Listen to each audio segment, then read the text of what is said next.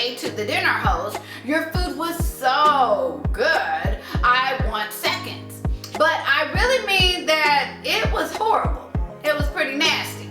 I am showing little regard for the person who actually cooked the food. Their feelings would probably be hurt. I am being sarcastic. But if the person I am speaking to doesn't pick up on my tone or my facial expressions, they might think that I'm sincerely meaning what I am saying. Whether I am talking about someone else or I'm talking about myself, sarcasm can be harmful for the person being talked about.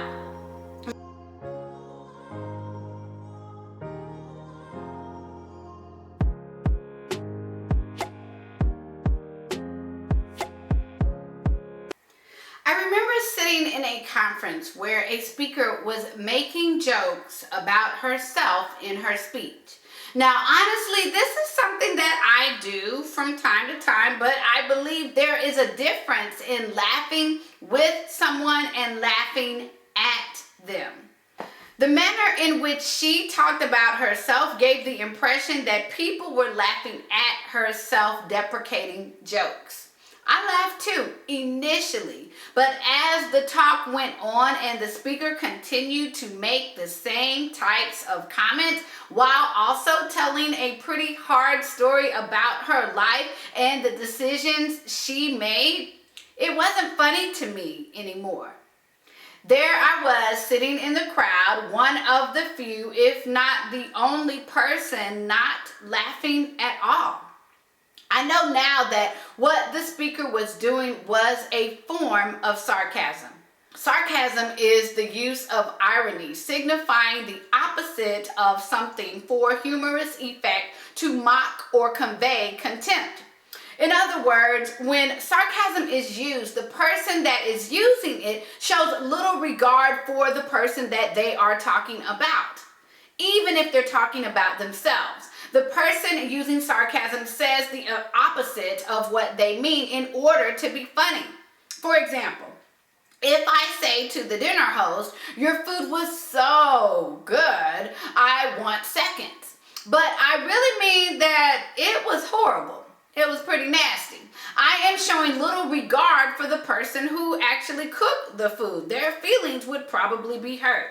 I am being sarcastic. But if the person I am speaking to doesn't pick up on my tone or my facial expressions, they might think that I'm sincerely meaning what I am saying. Whether I am talking about someone else or I'm talking about myself, sarcasm can be harmful for the person being talked about. Now, according to Psychology Today, sarcasm is a thinly veiled attempt to disguise feelings of anger, fear, or hurt. It can be a means of diminishing feelings of vulnerability that may be experienced in the willingness to acknowledge the underlying feelings. When the deliverer of the sarcasm gets angry or defensive at the recipient of it for taking things too personally, you're taking it too personally, or you're being too sensitive, they are trying to invalidate the other's feelings and avoid feeling guilty or accepting any type of responsibility for causing them pain or wrongdoing or harm. This is toxic behavior, and it may be something that we experienced in our homes by a particular family member. It's not okay if that is the case. Maybe we experienced it in our peer groups, on our jobs, or possibly in our places of worship, God forbid. Oftentimes, when people experience sarcasm, they may be tempted to dismiss it or excuse the behavior. That's just how he is, or she means well. He has a difficult personality type. We just kind of tolerate Uncle So-and-so. She is not the easiest to get along with, but she has a good heart. Maybe you have found yourself dismissing the sarcastic behaviors of others. But the question becomes, what does God think about sarcasm? Good question, and I'm so glad you asked. Should Christians be sarcastic? What is the root of sarcasm? Was Jesus ever sarcastic? We already know the answer to that. I think the answer is found in two questions. Is it truthful and is it loving?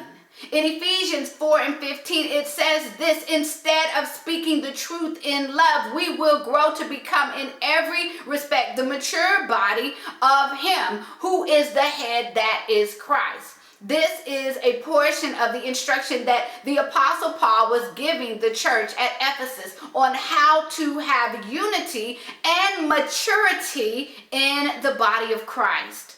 The reality is, when we say something truthful in a sarcastic way, it may legitimately pass the truth test, but it is likely not loving. But if we hold to the definition of sarcasm, then the use of irony is not truthful at all, because you are not saying what you really mean. You are saying the opposite to be funny, and that's wrong. Just before verse 15, the Apostle Paul gives the opposite of speaking the truth in love when he says this: then we will no longer be infants, tossed back and forth by the waves and blown here and there by every wind of teaching, and by the cunning and craftiness of people in their deceitful scheming. It's the latter two words of verse 14 that give me pause. The opposite of speaking the truth in love is deceitful scheming. Ouch. To use sarcasm is to deceive. You say one thing, but you actually mean something else. It is immature at best, and it is definitely not kind. And we know where deception comes from: the devil. So what should we do if we are experiencing unwanted sarcasm from someone in our life? I have a few suggestions. The first thing that we can all do, whether we are dealing with a sarcastic individual or not, is pray. We need to pray for wisdom. And I love that James says, if any of you lacks wisdom, you should ask God, who gives generously to all without finding fault, and it will be given to you. That is a promise. In order to deal with a sarcastic person, we will all need wisdom, and wisdom comes from God. He may use a book to give us that wisdom, a podcast, or even this YouTube video may be helping you, and that is my sincere prayer. The next thing we need to do is evaluate the state of the person. Y'all, honestly, sometimes people simply do not have the capacity to hear truth, be self-aware, take constructive criticism, and be humble and change. When this is the reality, there is no need to confront the other person, because it's not going to do anything about the behavior, because it will likely not make a difference. I have discovered this time and time again. When I have hoped, wished, prayed, and believed that someone would change, if they just had more information, more understanding, I know that they would apologize. Not so. If the person has the capacity to hear you, I recommend speaking the truth in love. But if they don't, I do not. If they do, tell them, you know, when you say blank, I feel blank, and I would like you to stop saying blank, or I will have to limit the time I spend with you. That's boundaries and using I feel statements. Friends, please know that statement is not a one-size-fits-all statement. For some of you, your sarcastic individual is a spouse. Some, it may be a parent, it may be a friend. Please not only pray about what to say to them and ask for wisdom, but seek wise counsel. There is safety there. Sis, I hope this video has been an encouragement to you, and I invite you to join me next week as we talk about what God says about codependency.